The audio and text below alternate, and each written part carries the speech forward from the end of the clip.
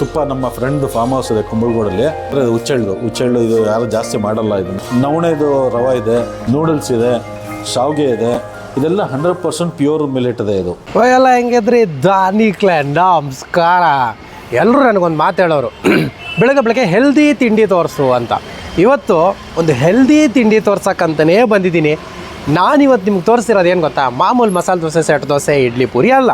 ಇವತ್ತು ನಿಮ್ಗೆ ತೋರಿಸ್ತಿರೋದು ರಾಗಿ ದೋಸೆ, ರಾಗಿ ಇಡ್ಲಿ, ರಾಗಿ ಪಡ್ಡು, ರಾಗಿ ಕಿಚಡಿ, ಮಿಲೆಟ್ನಿಂದ ಮಾಡಿದಂತಹ ಅನೇಕ ತಿಂಡಿಗಳು, ಸಿರಿಧಾನ್ಯದ ತಿಂಡಿಗಳು ಹೇಗಿದೆ. ಬೆಳಗ್ಗೆ ಬ್ರೇಕ್ಫಾಸ್ಟ್ ಇದೆ ಅಲ್ಲ, ಈ ಥರ ತಿಂಡಿ ತಿಂದರೆ ಒಳ್ಳೆಯದೇ ಅಂತ ಹೇಳ್ಬೋದು. ಸೊ ಅಂಥ ಒಂದು ಹೆಲ್ದಿ ತಿಂಡಿ ತಿನ್ನೋಕ್ಕೆ ನಾನಿವತ್ತು ಬಂದಿರುವಂಥದ್ದು NR ಕಾಲೋನಿಲಿ ಒಂದು ಮಧುರಾಮೃತ ಅಂತಿದೆ, ತುಂಬ ಫೇಮಸ್ ಆಗ್ತಾ ಇದೆ. ನನ್ನ ಹೆಸರು ನವೀನ್ ಅಂತೇಳಿ.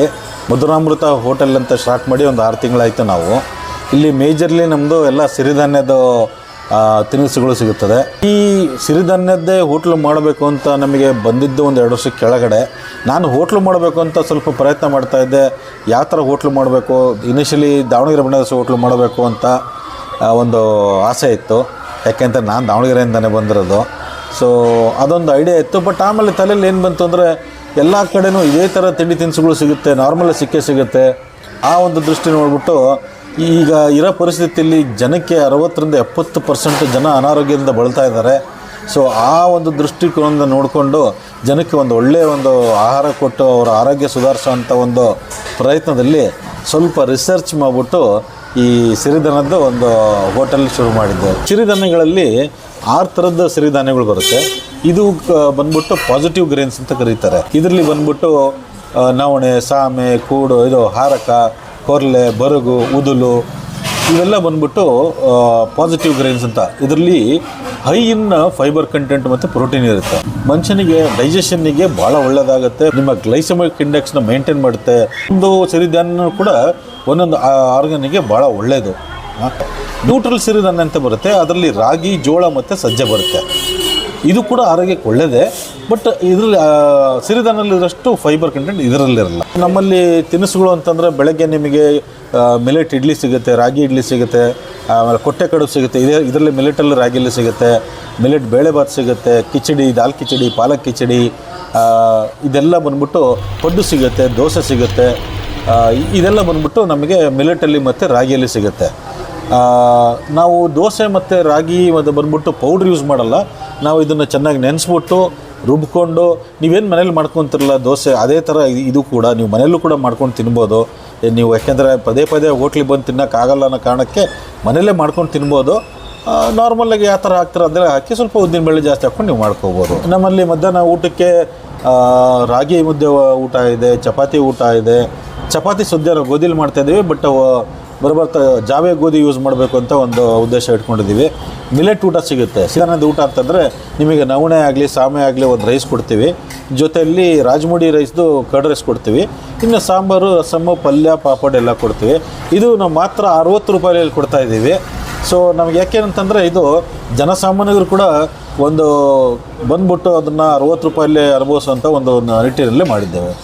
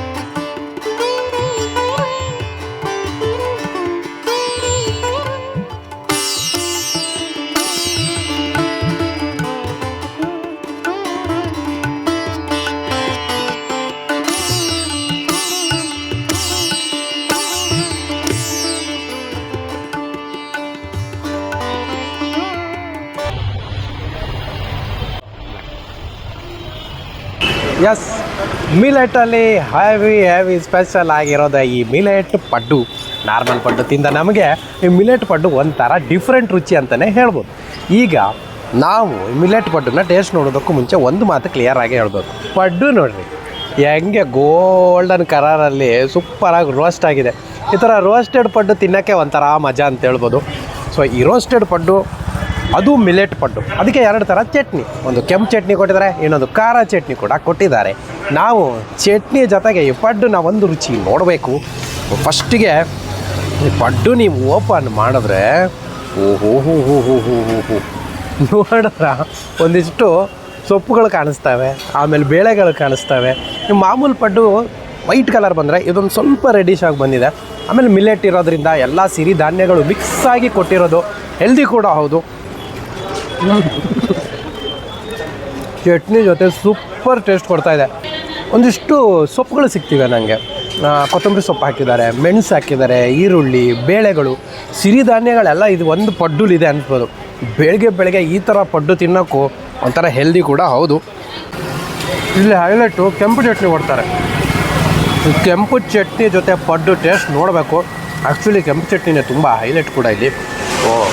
ಆ ಒಂದು ಕೆಂಪು ಚಟ್ನಿ ಜೊತೆ ಪಡ್ಡುವನ್ನು ಮಿಕ್ಸ್ ಮಾಡಿಕೊಂಡು ಈ ಚಟ್ನಿ ಒಂಥರ ಚೆನ್ನಾಗಿದೆ.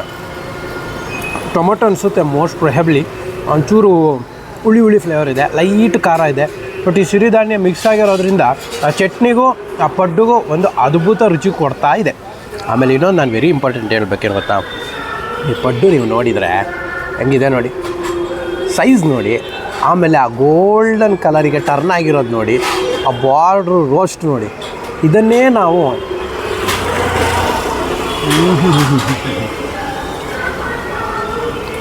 ಇದೇ ಒಂದು ಅದ್ಭುತ ಮಜಾ ಕೊಡ್ತಾ ಇದೆ.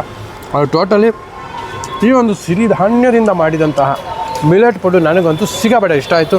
ಕೊಟ್ಟಿರೋ ಚಟ್ನಿ ಜೊತೆ ಒಂದು ಅದ್ಭುತ ಟೇಸ್ಟ್ ಕೊಡ್ತಿದೆ. ಮಸ್ಟ್ ಟ್ರೈ ಅಂತ ಹೇಳ್ತೀನಿ.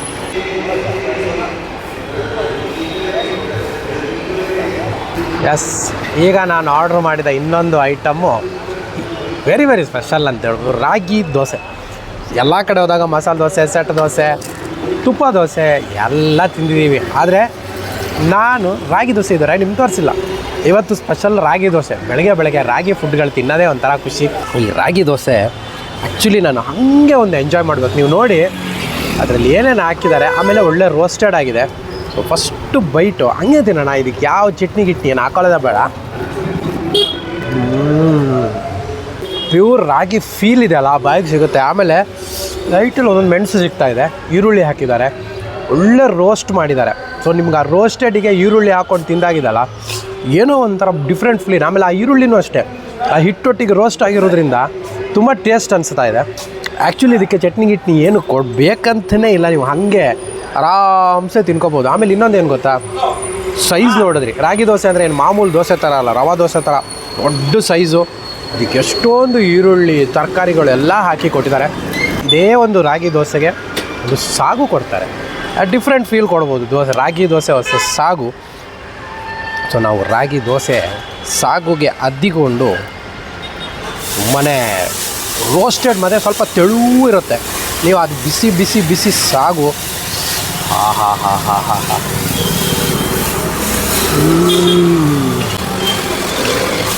ಬೊಂಬಾಡಾಗಿದೆ.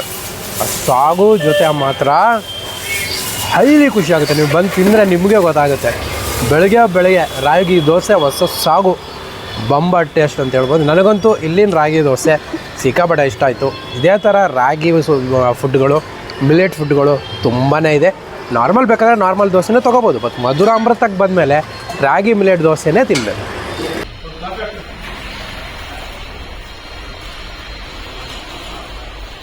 ಇದು ನಮ್ಮದೇ ಆದಂಥ ತುಪ್ಪ. ನಮ್ಮ ಫ್ರೆಂಡ್ ಫಾರ್ಮ್ ಹೌಸ್ ಇದೆ ಕುಂಬಳಗೋಡಲ್ಲಿ, ಅವ್ರ ಫಾರ್ಮ್ ಹೌಸಿಂದ ತರ್ತೀವಿ ಇದನ್ನು. ಇದು ಪ್ಯೂರ್, ಯಾವುದೇ ಥರದ ಅಡಲ್ಟ್ರೇಷನ್ ಇಲ್ಲ, ಏನಿಲ್ಲ. ಬೇಕಾದ್ರೆ ನಾನು ಇದನ್ನು ತಗೊಂಡೋಗಿ ಯೂಸ್ ಮಾಡಿದ್ರೆ ಗೊತ್ತಾಗುತ್ತೆ ಹೇಗಿದೆ ಅಂಥೇಳಿ. ಆಮೇಲೆ ಇದು ಎಣ್ಣೆಗಳಾಗಲಿ, ಕಡಲೆಕಾಯಿ ಎಣ್ಣೆ ಆಗಲಿ, ಕೊಕೊನಟ್ ಆಯಿಲ್ ಆಗಲಿ, ಮತ್ತು ಮಸ್ಟರ್ಡ್ ಆಯಿಲು, ನೈಜರ್ ಅಂದರೆ ಅದು ಹುಚ್ಚೆಳ್ಳು ಇದು ಯಾರು ಜಾಸ್ತಿ ಮಾಡಲ್ಲ ಇದನ್ನು. ಇದು ಆರೋಗ್ಯಕ್ಕೆ ಒಳ್ಳೆಯದು, ಕೊಲೆಸ್ಟ್ರಾಲ್ ಇರೋರು ಕೂಡ ತಿನ್ಬೋದು.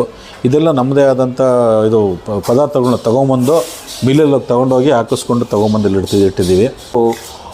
ನವಣೆದು ರವೆ ಇದೆ, ಕೊರ್ಲೆದಿದೆ, ಮತ್ತು ಸಾಮೆದಿದೆ, ನೂಡಲ್ಸ್ ಇದೆ, ಶಾವಿಗೆ ಇದೆ. ಇದೆಲ್ಲ 100% ಪ್ಯೂರ್ ಮಿಲೆಟ್ ಇದೆ. ಇದರಲ್ಲಿ ಯಾವುದೇ ಥರ ಮಿಕ್ಸಿಂಗ್ ಇಲ್ಲ. ಇದರಲ್ಲಿ ಸಾಮಾನ್ಯವಾಗಿ ನೋಡಿದ್ರೆ ಇದು ಬೈಂಡಿಂಗ್ ಬರಬೇಕು ಅಂದರೆ ಏನಾದರೂ ಮಿಕ್ಸ್ ಮಾಡ್ತಾರೆ, ನಾವು ಯಾವುದೇ ಥರದ್ದು ಏನೂ ಮಿಕ್ಸ್ ಮಾಡೋಕ್ಕೆ ಹೋಗಿಲ್ಲ ಇದರಲ್ಲಿ. ಈ ಕುಕ್ಕೀಸ್ ಬಂದ್ಬಿಟ್ಟು ನಮ್ಮದೇ ಇದು. ಈ ಕುಕ್ಕೀಸು ನಾವು ಇದರಲ್ಲಿ ಪಾಮ್ ಟ್ರೀ ಜಾಗರಿ ಮತ್ತು ಮಿಲೆಟ್ಟು ಮತ್ತು ತುಪ್ಪ ಇದು 3 ಅಷ್ಟೇ ಯೂಸ್ ಮಾಡಿರೋದು. ಇದನ್ನು ನಾವು ಇನ್ನೂ ಬ್ರ್ಯಾಂಡಿಂಗ್ ಮಾಡಿಲ್ಲ, ಯಾಕೆಂದರೆ ಇನ್ನೂ ಟ್ರಯಲ್ ಆ್ಯಂಡ್ ಎರರ್ ನಡೀತಾ ಇದೆ ಸ್ವಲ್ಪ ಹಾರ್ಡ್ನೆಸ್ ಬರೋಕ್ಕೆ. ಇದ್ರದ್ದು ಭಾಳ ಪ್ರಶಂಸೆ ಬಂದಿದೆ, ಸುಮಾರು ಫಾಸ್ಟ್ ಮೂವಿಂಗ್ ಇದೆ ಇದರದ್ದು.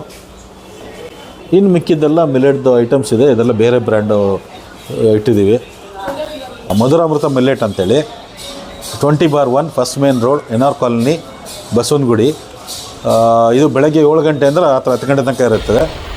ದೋಸೆ ಐಟಮ್ ಬೆಳಗ್ಗೆ 7ರಿಂದ 12:30, ಸಾಯಂಕಾಲ 4:30ಯಿಂದ ರಾತ್ರಿ 10 ಗಂಟೆ ತನಕ ಸಿಗುತ್ತೆ. ನಮ್ಮದು ಯಾವುದೇ ರಜೆ ಇಲ್ಲ, 365 ಡೇಸು ಇರ್ತೀವಿ. ಹಬ್ಬ ಇದ್ದರೆ ಯಾವುದಾದ್ರೂ ಒಂದು ಹಬ್ಬಕ್ಕೆ ರಜೆ ಇರುತ್ತೆ ಅಷ್ಟೇ.